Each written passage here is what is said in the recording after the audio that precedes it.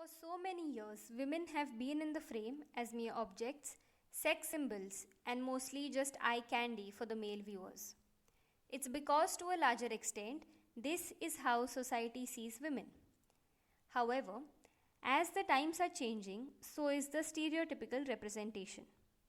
In recent times, there have been several women centric shows in the spotlight. From women trying to survive in the dystopian era to psychopathic assassins who enjoy killing. From women trying to escape the confines of their life to women discovering themselves. We have seen cinema go from showing them as the weaker gender to showing them as women of substance. From being used as a sex symbol to exploring female sexuality, we can now see great progress in the way women were being portrayed. One such example of this progress is a show which I've been dying to talk about. This is one of my favorites, and you can definitely expect an entire playlist on this one. It's a hilarious show that centers around a young woman as she navigates her life through her grief. It explores female sexuality in ways that haven't been done before. It talks audaciously on various social issues that have never been addressed so openly, yet remaining true to its characters and storyline with added humor. This is a story of a funny, witty, self-loathing woman who treats us, the audience, as a friend. You must have guessed it by now. If not, let me tell you that she was a greedy, perverted, selfish, apathetic, cynical, depraved, morally bankrupt woman who couldn't even call herself a feminist. So happy to be modern women.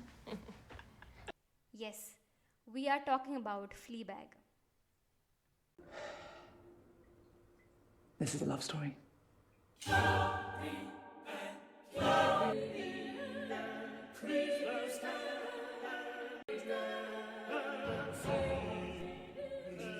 Written by Phoebe Waller-Bridge, Fleabag is the adaptation of a play of the same name.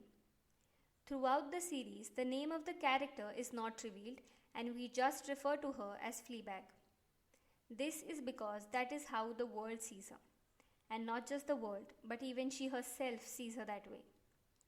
I'm a greedy, perverted, selfish, apathetic, cynical, depraved, morally bankrupt woman who can't even call herself a feminist. All of this is the effect of her grief and what we could call her self-destructive coping mechanism. Throughout the series, we see how this behavior of hers slowly sabotages her relationships and her life. The first instances we see of this is through her relationship with her boyfriend at the time, Harry.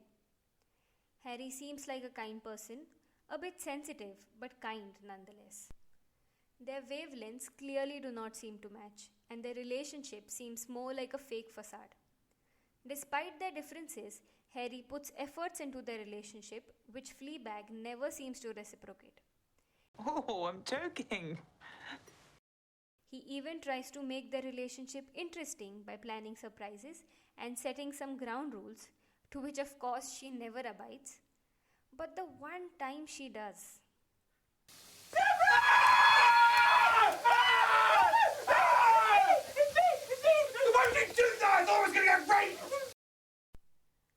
Harry tries to understand this aspect of her personality, but we realize that they're simply too different to be together.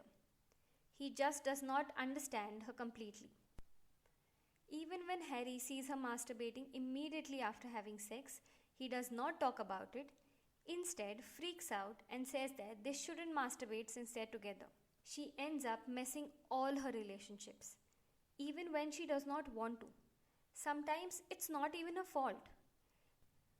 She knows that Harry always returns after every breakup. She knows exactly what the arsehole guy is going to say the next morning after they've had sex. And she always seems to be more committed to us, but anyone in the show. I have friends. Oh, so you do have someone to talk to. Yeah. Fleabag is a person who fears loss. She has lost her mother and her friend Boo, who was like family to her. I don't know what to do with it. With what? With all the love I have for her. I don't know where to put it now. I'll take it. Since her mother passed, she drifted away from her father as well.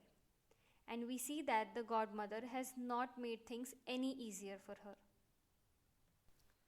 She is unable to cope with her grief. Instead of dealing with it, she uses humor and sex to deflect from it, which makes her feel better about herself. This is also the reason she slept with Boo's boyfriend. She tried to deflect from the sadness of her mother's death, but this further creates a railroad of grief as she ends up losing Boo as well, and has to deal with the consequences of what she chose for the rest of her life. Breaking the fourth wall is also her way of running away from real people and conversations. We are her escape. That way, she keeps herself from getting attached to the people around her. She also constantly talks about her sex life, in a way confiding in people, when in reality, she's completely hiding from herself and her people. That is why she goes out of her way to end her relationships before even getting attached, so as to avoid losing people close to her and to save herself from the pain of it. Do you want to be alone? But initially, things were a bit different with Harry. She knew that he would always return. But then, this one time, he takes everything away.